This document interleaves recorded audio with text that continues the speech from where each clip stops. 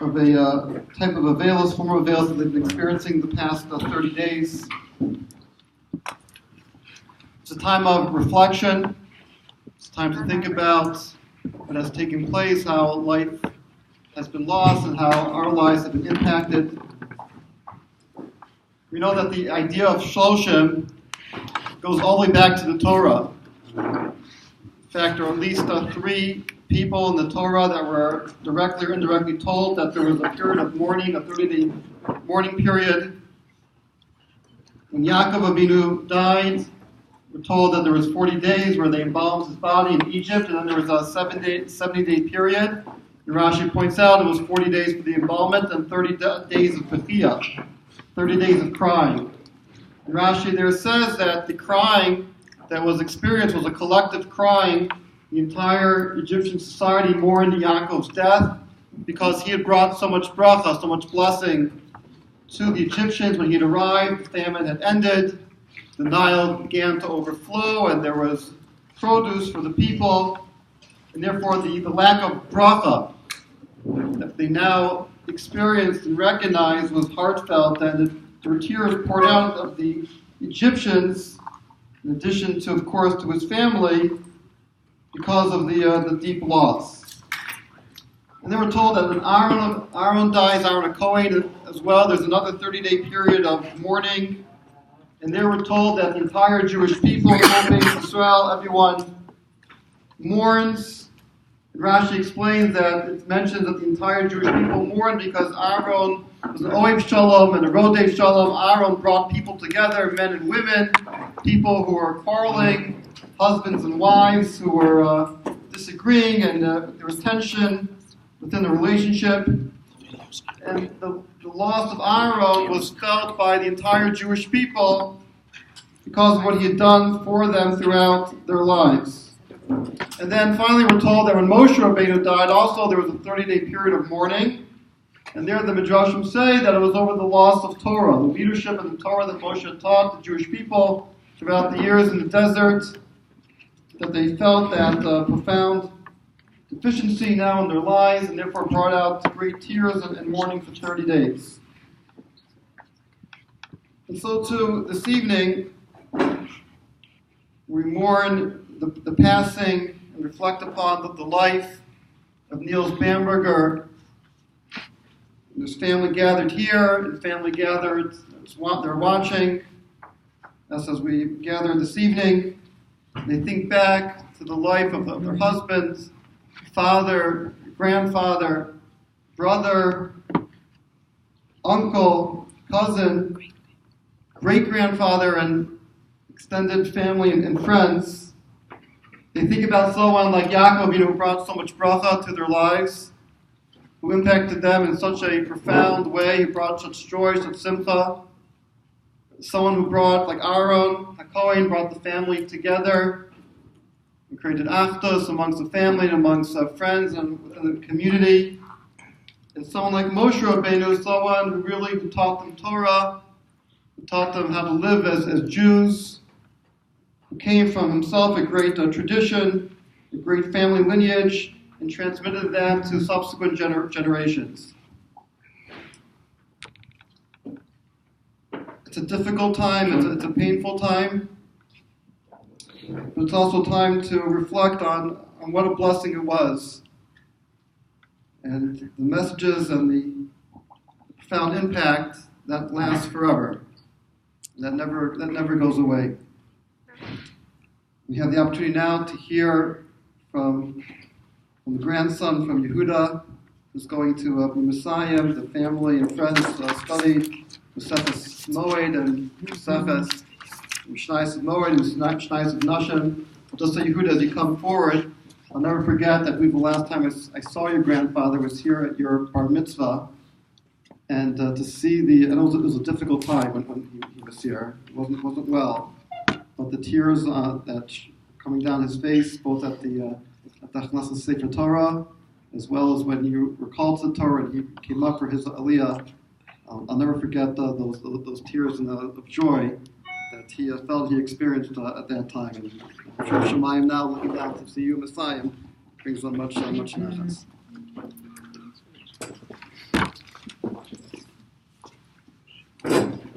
Rabbi Nehorai, who was really Rabbi Ner, Omer, Maniach ani kol maniyot shebaolam ve'eni melamed et b'ni ela Torah. I am willing to put aside all other jobs in the world and teach my son only Torah. She'adam ochal mishchara ba'olam hazeh v'keren kemet l'olam haba. Because all other crafts in the world are important, but will stay in this world. Torah, on the other hand, will go with you to olam haba. Ushar kol maniyot einan ken. All of the crafts in this world are not like that. You can be the best businessman in the world, and that alone wouldn't make you go to that. It wouldn't go with you to Olam Haba. Keshadam ba lidei choli, o lidei zikna, o lidei yisurin. If a person is sick, old, or is suffering, ve'ino yachol la'asok b'mlachto, and cannot work, harehu met bara'av. They will die of starvation. Aval ba Torah einan ken. The Torah is not like that. Elam yishmarto mikol ra, it will protect you from all evil. Bena'aruto v'notenet lo acharit v'tikva b'ziknato, and will give you hope when you are old and sick. Bena'aruto ma'u omer, well, one is young, it says v'koveh Hashem yachalifo koach. Those that hope for Hashem will give them strength. B'ziknuto ma'u omer, while one is elderly in the age, it says, Odin b'siva. Again, they will blossom out in their old age. It's talking about Abraham when he's old. It says, Hashem berech et Abraham v'kol. Hashem blessed him with everything. Matinu she'asa Abraham avinu et kol ha'torah kula ad shelo nitana. Abraham kept the Torah before it was even given. Shneimar, it says, Ekev asher shama Abraham b'koli v'yishmor mishmarti mitzvotai chukotai v'toratai.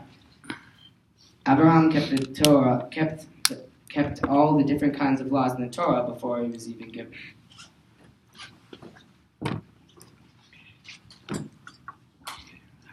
Seder Nashim v'Seder Moed Hadin Alan Daitan Alach Seder Nashim v'Daitan Alan Lo Nis Neshei Minach Seder Nashim v'Seder Moed Lo Nis Neshei Minan Lo B'Alma Hadein V'Lo B'Alma Da'atei Harevna Adin Elohenu Es Divrei Sorzcha B'Finu V'Yos Amcha Beis Yisrael V'Neyah Kolona Nachnu V'Tzitzaenu V'Tzitzei Amcha Beis Yisrael Koloni Deishemecha V'Omdei Yisrael Lishma Ma'ivai Techam Keni Mitzvosecha ki liolam hili.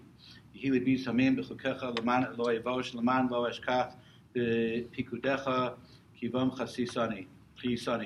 Baruch atah Adonai lamdeni chukecha. Amen, amen, amen. Salah v'ed. Modim anachnu lefanecha Adonai Eloheinu v'lehev asenu shesamta chalkenu miyoshvei beis hamidrash v'lo miyoshvei karanios.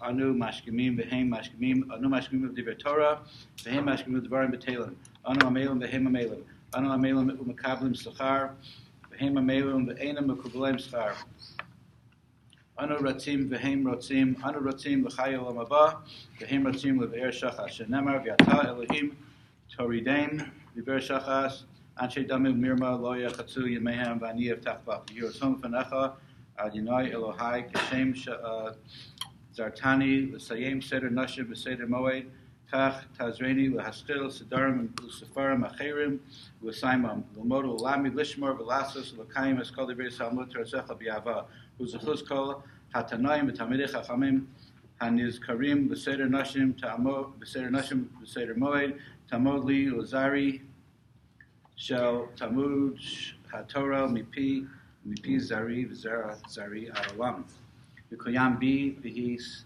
halechecha tanche osach v'shachbecha tishmor alecha v'hakitzosa hi tesichecha ki vi yirbu yamecha v'yosifu lecha shenos chayim orech yamim b'yamina v'smola osher v'chavod Adonai oz v'amo yitein Adonai v'reches amav v'shalom Kedav yizkedash me'rabah v'yamah Dehu asid le'is chadika le'achaya mesaya le'asaka yashon l'chai olma u'lemivnei karta Yerushalayim u'leshachlel hechalei begava u'lemekar ulchana nuchraha me'ara Asava, Ul Chana, Dishmaya, the Asra, Yamlich Kedusha, Brichu, the Malchusei, Yikarei, Yatmach, Beknei, Bekari, Mishichei, Bechayachon, Bimechon, Bechai, the whole base Israel, Bagalog is Man Karif, Mirameh.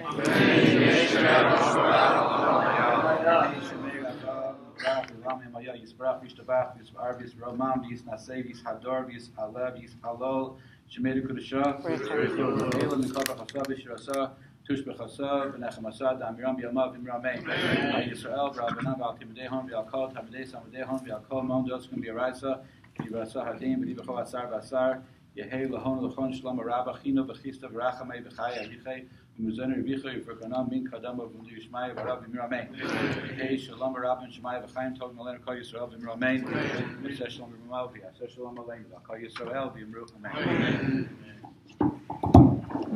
Okay, everyone can now please take some food, and then just in a few moments we're going to hear words of Zikaron from Debbie, from Shiri, God willing.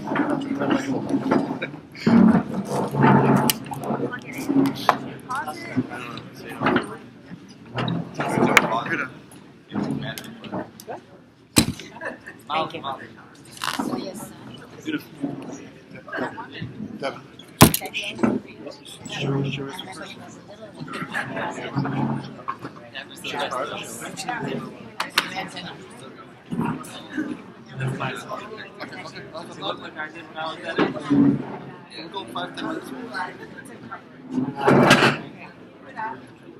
I think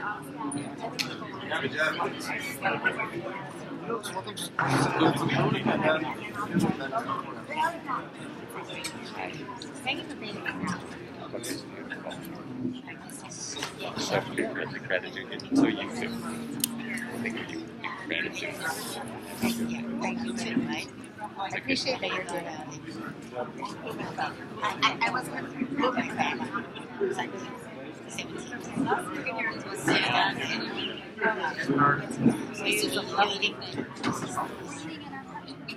That's 13. I'll try. First couple I can't believe you're waiting for this to come and join us. So, Daddy, did I miss you? Is he Alright,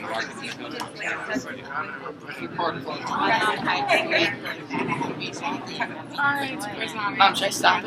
I'm so sorry. No, it's perfect. It's perfect. She actually does the time, like we just started. Mom, I don't have a If everyone can just take your food. Do you want to continue for a moment? Everyone find their seats.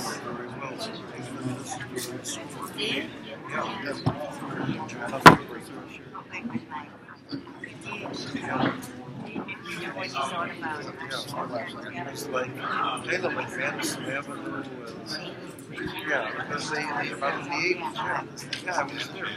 And it was like a month. Today I looked at one point and saw the stuff. I didn't even think you would be such a legacy, but you did.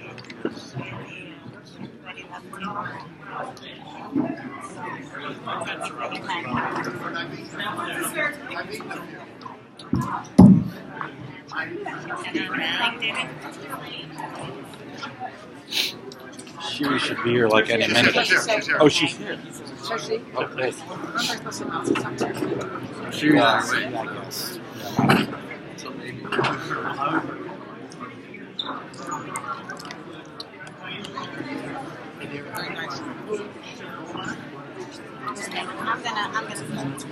It's gonna be me. Right. Let people sit. Yeah. The problem is people are telling me thank you, it was beautiful, and they think it's over and they're leaving. You said That's because I said to him that people. Here for you. Thank you. It was Nicole. She said to me, "Thank you. That was such a beautiful. The speeches were beautiful." She said, "I'm like, they didn't happen yet." Oh yeah.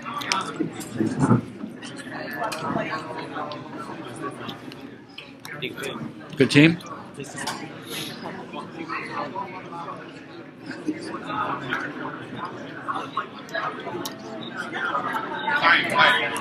looks so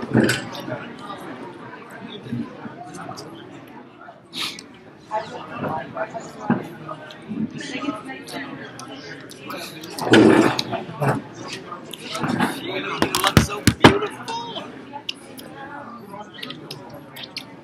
Alright, I see who does this change.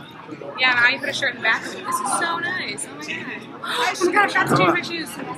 Hi, how are you? No, I just looked down and I'm still wearing these ugly shoes. How are you? I just walked through the Yeah.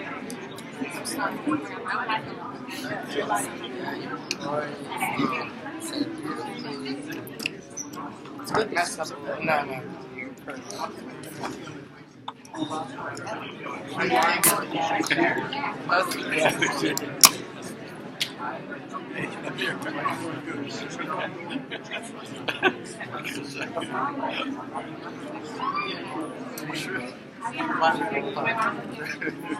Yeah, there's a lot of scenery. It's great. She's dead. She lived in Riverdale.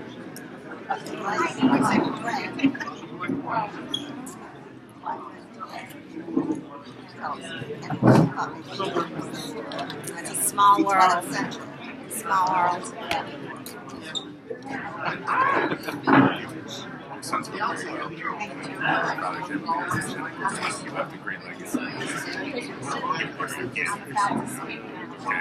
I'm excited to hear it. Thank you very much. Thank you. Oh, where's my mom? She's right there.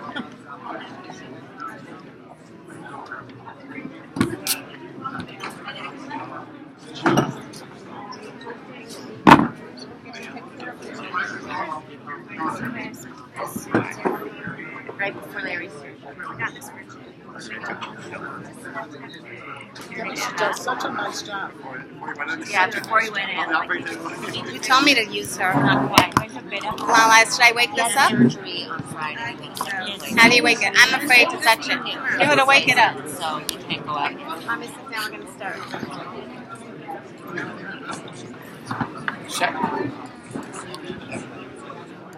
Okay, we're going to continue now.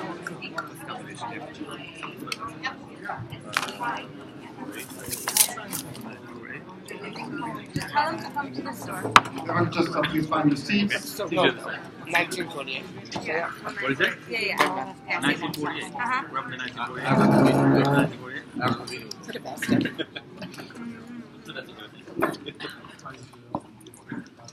You know, for many of us, this is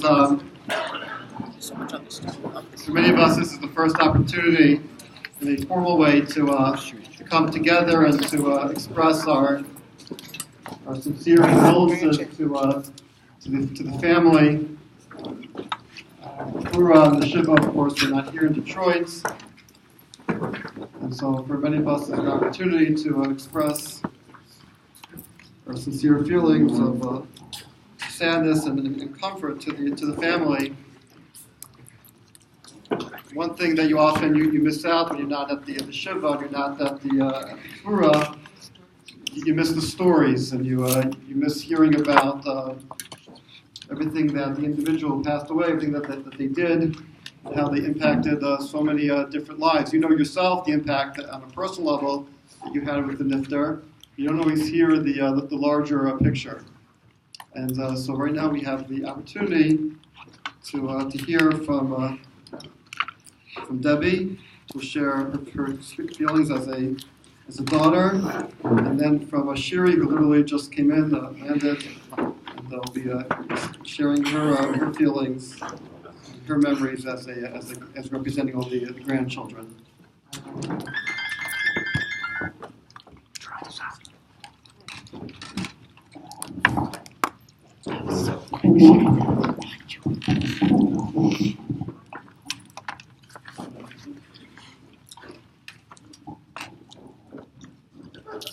My father was my role model and my mentor. He set the bar high for how a father should treat his children, how a husband should treat his wife, how a son should treat his parents, a brother, his siblings, and how a man should treat his friend. My father had a good life. It was not always easy, but he was satisfied. He often said to my sister Annette and me, Ezehu Ashir Hasamech B'chalko. And what made him happy was being with my mom, the love of his life, being with his 2 girls, and being with his extended family. My father was born in 1928 in Würzburg, Germany.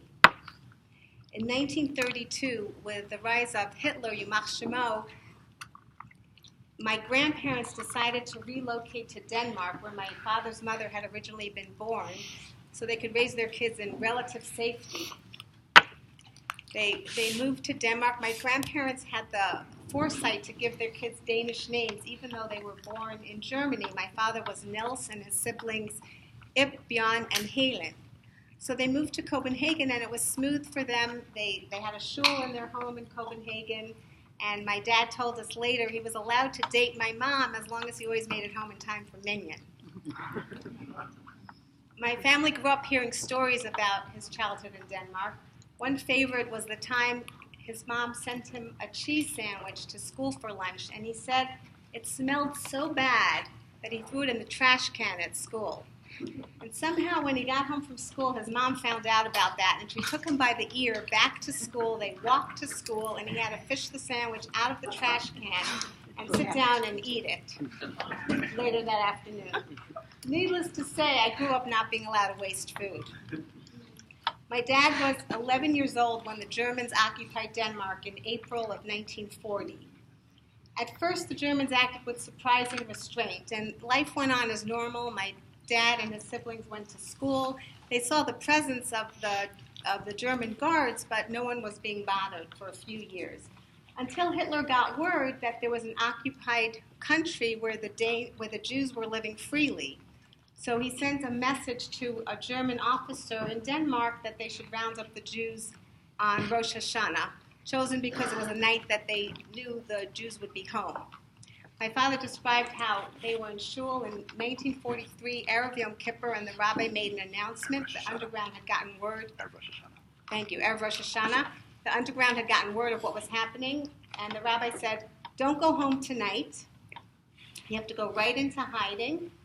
And they did. My grandparents had been told by their grocer in advance, if ever anything happens, come to me. So they took their 4 kids, and the grocer hid them. And he used to go out every morning. My father described how the grocer would say, "I have 6 sacks of potatoes." He was looking for passage for them from Denmark to safety in Sweden. My mom has a very similar story of how her family was saved. And if you look in our hallway, we have some beautiful artwork that Martin Lowenberg put together depicting this amazing historical event where virtually all of the 8,000 Jews in Denmark were saved by being taken on fishing boats across to Sweden. Soon after my father's family arrived in Sweden, it was now Erev Yom Kippur, and they were in a displaced persons camp, and my grandfather said, "We have to go to shul." And the Swedish government, although they were very kind to the Jews, the guards at the displaced persons camp said, "I'm sorry, you can't leave. We have to account for everyone here." So my grandparents took the kids and left anyway to go to shul on Yom Kippur, and then they weren't allowed back in because they hadn't followed the rules. So just imagine, they left the safety and security of the displaced persons camp so that they wouldn't miss going to shul. This is the type of family my father came from. This is why Yiddishkeit was so important to him. There was no compromise. It was all black and white. And that's why my father, when I grew up, my father loved his Yiddishkeit. He loved Shabbos. And he often told my sister Annette and me that his favorite day of the year was Yom Kippur. He loved Yom Kippur. He loved going to shul. He was given the key to the shul in Englewood to Avos Torah because he was always the first one there every morning. And the people in Englewood told me they loved him very much and he loved them. My father used to tell us, "How could you go late to shul? You wouldn't go late to a movie." This is what was important to him. My grandmother survived after they were thrown out of the of the displaced persons camp, they opened a kosher restaurant. She had a built-in clientele because it was the same people that knew her from Denmark that were now in Sweden, and she used to cook for her minions so that she would entice people to come. And that's how they survived in Sweden. And then there was another Danish miracle after the war in May of 1945. They went back to Denmark, and none of their things had been touched. The table was still set for the Rosh Hashanah meal with silverware, the meal that never happened because they didn't go home. The shul was intact. Nothing was taken. There were mice or rats that had eaten the food, but nothing was stolen. And even more incredible, the non-Jews who had been part of the family business, my grandparents had an antique store, they had kept the business running for the 2 years they were in Sweden, and there was an envelope with money that the business had made sitting in their house waiting for them.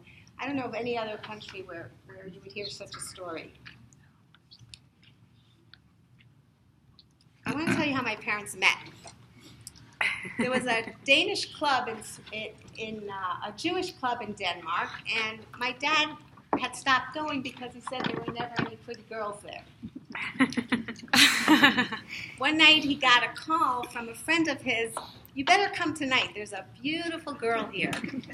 And that was the night he met my mom. And it was love at first sight. She was only 17, and he waited until she finished school to get married. They got married in Denmark on December 26, 1955, and emigrated to America 3 months later.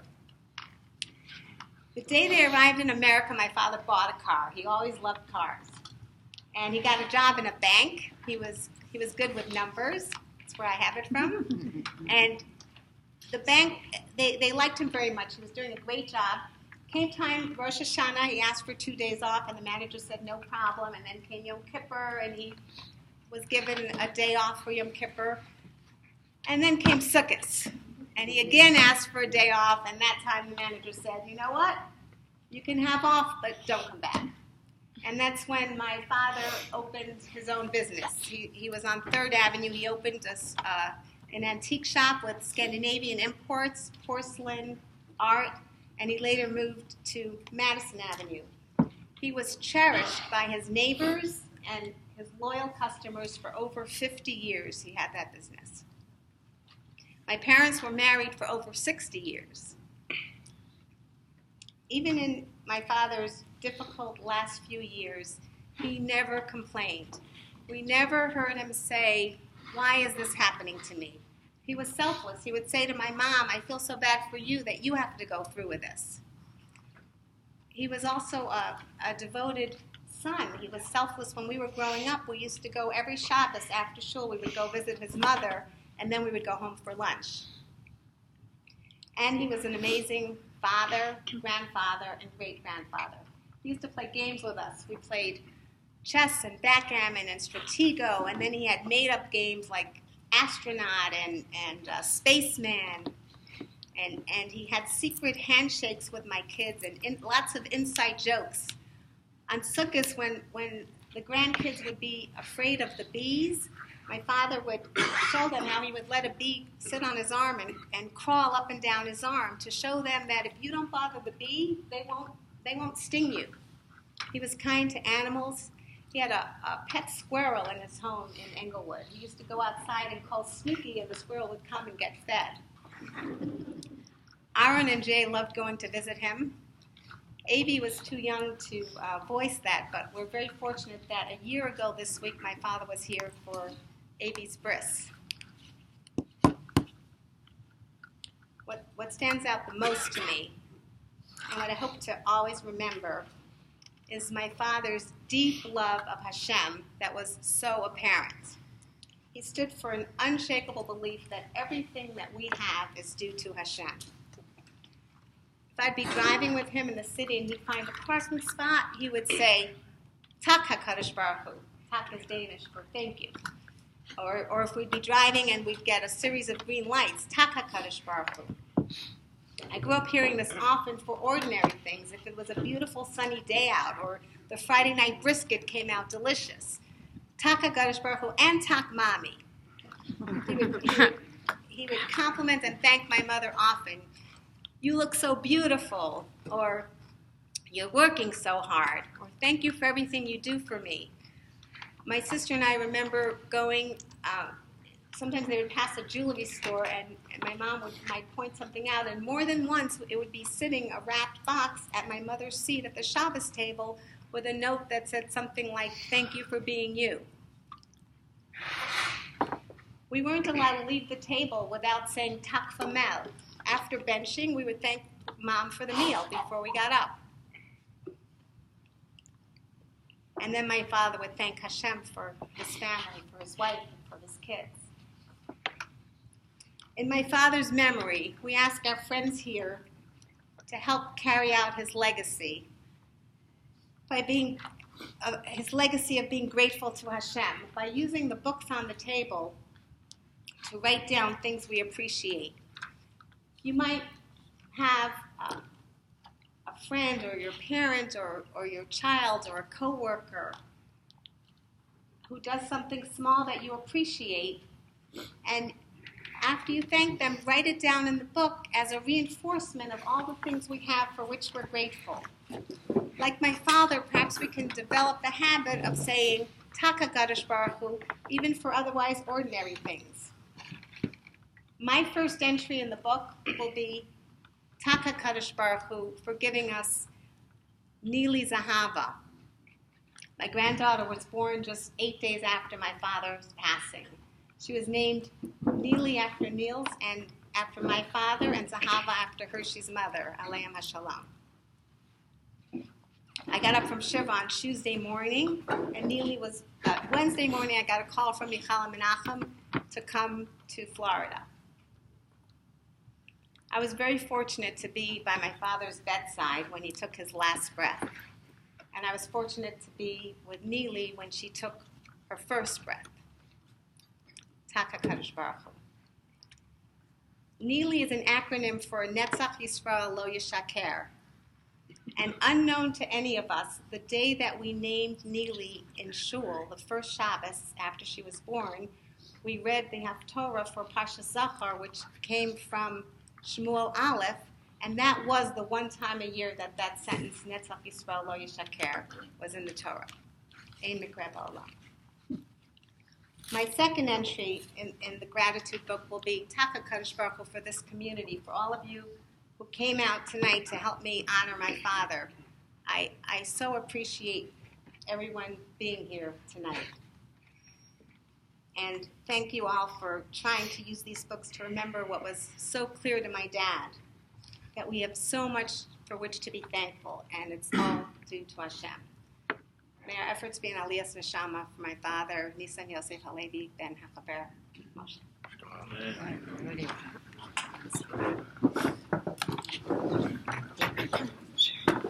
My sister's leaving. Yeah, follow that up here. I guess. What? I don't know. Go ahead. Some of it. I can just listen to it. Just comes here. That's amazing. That's difficult speech to follow. I don't want to be nice. Mom, that was awesome.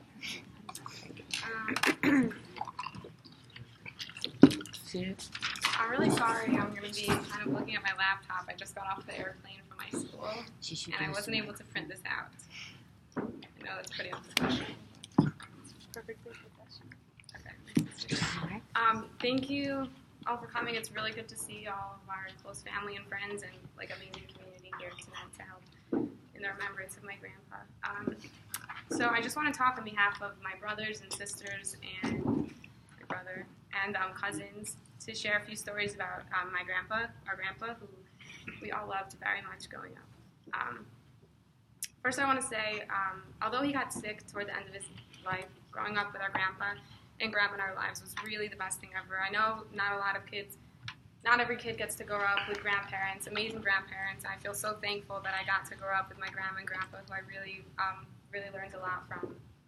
Really, my grandpa was a great role model from inspiring me to be a Torah-learned person, to always, having a sense of humor, and of course to teaching me some of life's greatest lessons. So one story I just want to tell you guys about that really stuck out to me, really showed my grandpa's patience that he had with us. I think I was like 14 years old and I had to take my driving test. I was so nervous. I had no idea how to parallel park. I was very freaked out. I was sitting at my kitchen table and I just remember looking around and like my whole family was like busy doing something, or at least too busy to help a 14-year-old who's probably being annoying. And my grandpa came up to me and he, like, as soon as he heard what was going on, he sat down next to me and took the time, which took a really long time, to show me like exactly. I remember he took like 2 little pencils. It was kind of funny actually. He showed me exactly how to like maneuver into parallel parking spot, and when to make the turn, how many seconds, whatever. It took kind of a long time, but he was very willing to help me, and I must say to this day I'm a pretty good parallel parker, and I definitely have my grandpa to thank for that. As a lot of you guys may know, my grandpa also had an amazing sense of humor, whether it was telling Torah jokes or, to the more inappropriate ones. Yeah, like that's what she said last night. He always knew how to make me or anyone he was surrounded by laugh. The best part was he didn't even try. He was just hilarious, whatever he said. It was really pleasant to be with him. One of my favorite things that he would say is if we were sitting at a table or going anywhere and someone would offer him vegetables, oh, you want some carrots or celery, he would say, oh, no, my doctor doesn't allow it. So that always gave us a good laugh. Yeah, and any humor that I ever say, I don't know, definitely comes from my grandpa, so I have him to thank for that. And a secret that you guys might not know, my grandpa was a very big late-night party animal. A few weeks ago, I was visiting my cousins in Texas. It was a really good time. My grandparents were both there. I think it was for Thanksgiving. And one of the nights, we were all kind of chilling. My cousin Lee asked if I wanted to go out, hit the town, and yeah, I said sure, why not?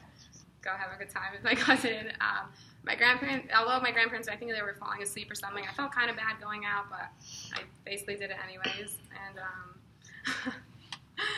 when we got back, I think it was like 2 o'clock in the morning or something. I don't know. For sure, we expected everybody to be asleep, which was kind of unfortunate because we were both pretty awake, even though it was 2 o'clock in the morning.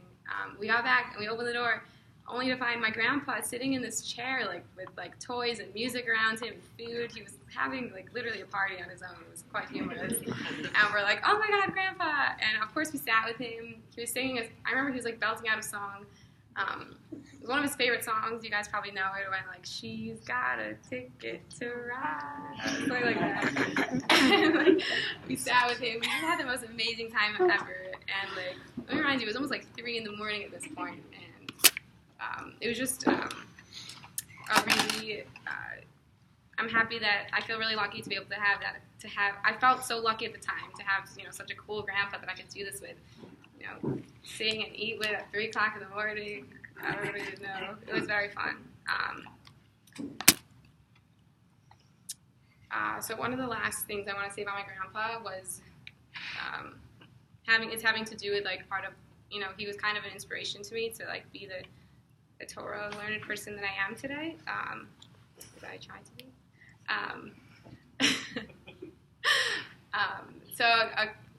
Half a year ago or so, I spent a weekend at my grandparents' house. It was very fun. I like going to their house for the weekend. I just remember one of the nights I was there, he was like pretty tired, a bit too tired to walk to shul that night. So I said, okay, we'll daven Ma'ariv at your house. I kind of just said,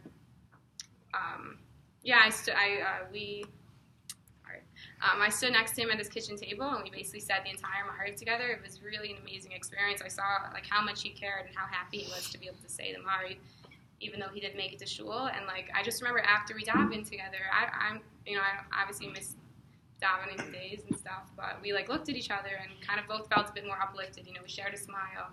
And at that moment, it just made me realize like the importance of taking a break in your day to daven, connect with Hashem, Kodesh Baruch Hu, and I'm just happy to have had that experience to stand as like a daily reminder to me of the importance of saying the daily tefillah and what it can really do to change one's day and uplift a moment. So again, thank you all for being here. I want to say, as my mom mentioned, my grandpa would always say in life, Taka Kodesh Baruch Hu, thank you for the light turning green or finding a parking spot, anything. So I just want to say I'm so thankful to have such an amazing community that I grew up with. I really feel like I had the best childhood, the best, life because of the community that brought me up. Also, I want to say thank HaKadosh Baruch Hu for giving me an amazing grandma who's still here with me today. Grandma, I love you so much. I think you're like the coolest grandma ever, and I'm so excited I'm serious. Like, I'm so excited to go out with you and bring you out with me. I won't go to concerts and stuff. And I'm just really looking forward to sharing many more life experiences with you and learning a lot from you. Amen. So. Amen. God. You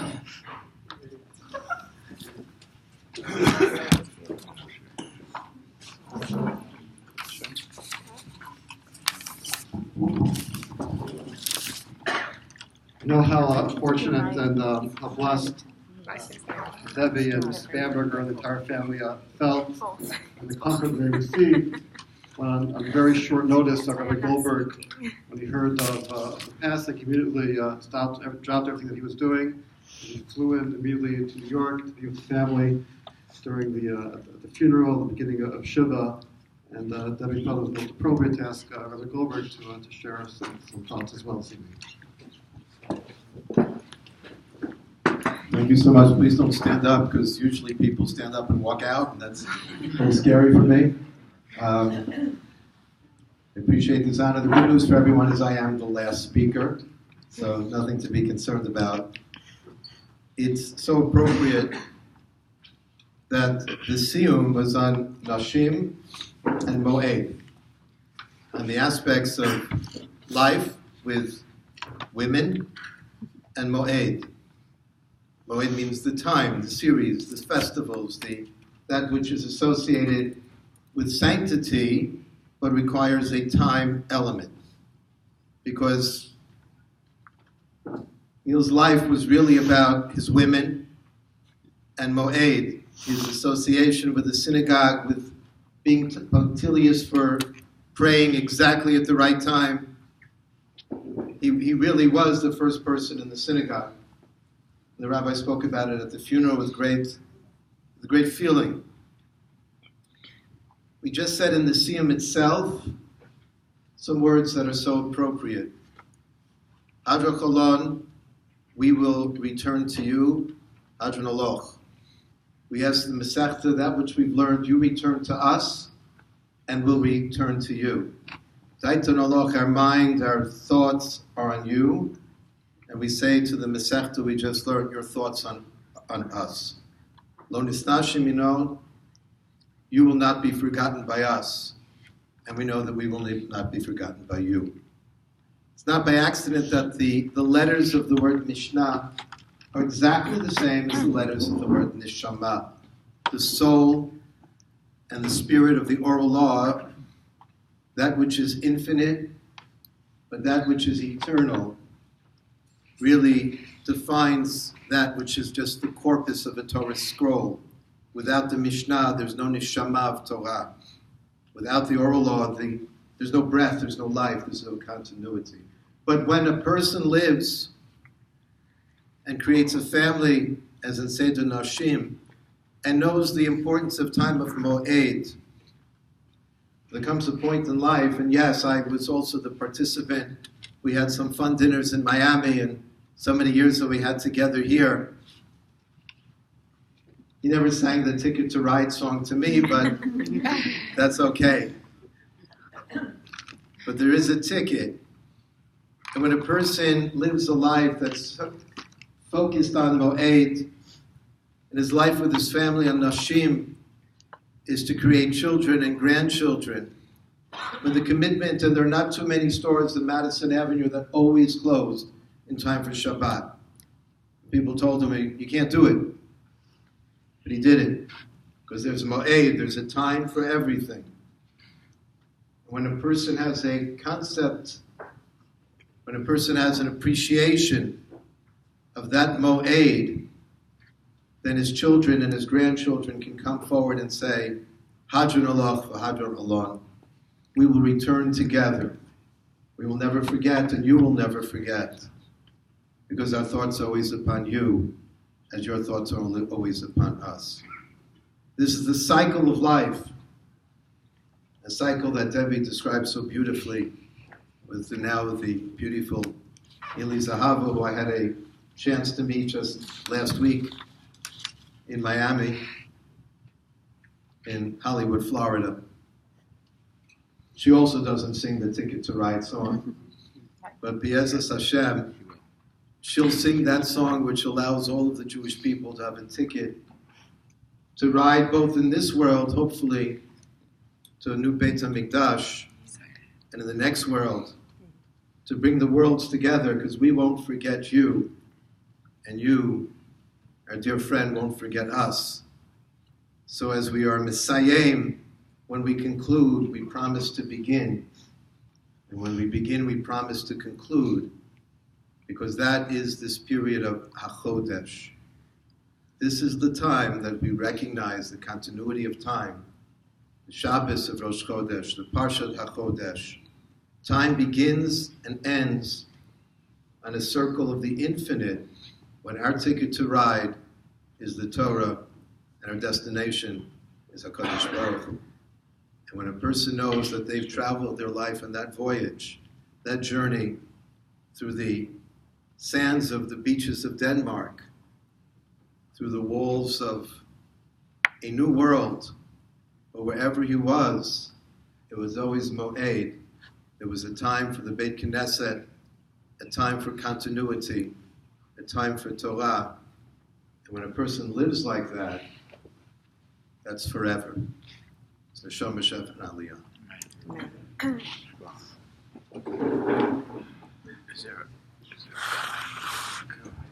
And we'll just take a little bit more time just to finish eating this dessert, and then we'll finish our short.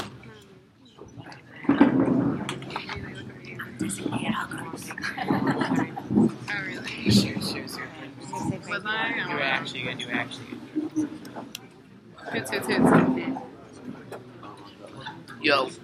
So who's it still recording? So sad. What do you have? You like that joke here? What? You like that joke? I can't even think like easier one. Thank you. A lot of gumshoes. No belting outside. Because they told me. I know, I whispered it. Only these for simplest. Go to Hashem Aliyah. Spoke amazing. They're not going to use that. Now has no practice though.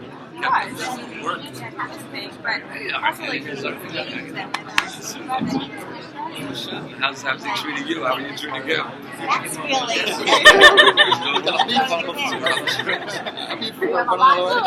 Give the hard-working guy. They're responsible. We know that. One of our prides and joys. Right? Yes, class. Maybe I'll get. Well, you have the picture. Maybe I'll get a But my couple. mom sat down with her for an hour.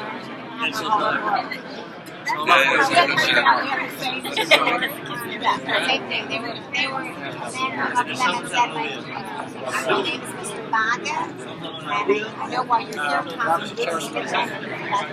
Same story. Right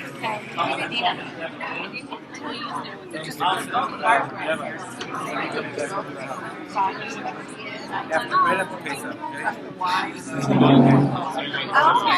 You didn't enjoy it enough. So I will never understand my entire life. That's right. Yeah, have a safe trip. This was easier. So go ahead. You're doing great. You're going to get you later tonight. Yeah? 3 in the morning. You bring the food right there. Okay?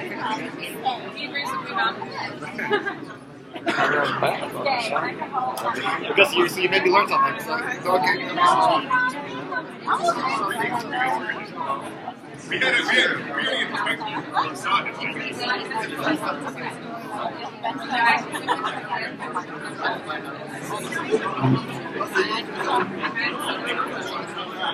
Yeah. Thank you very much.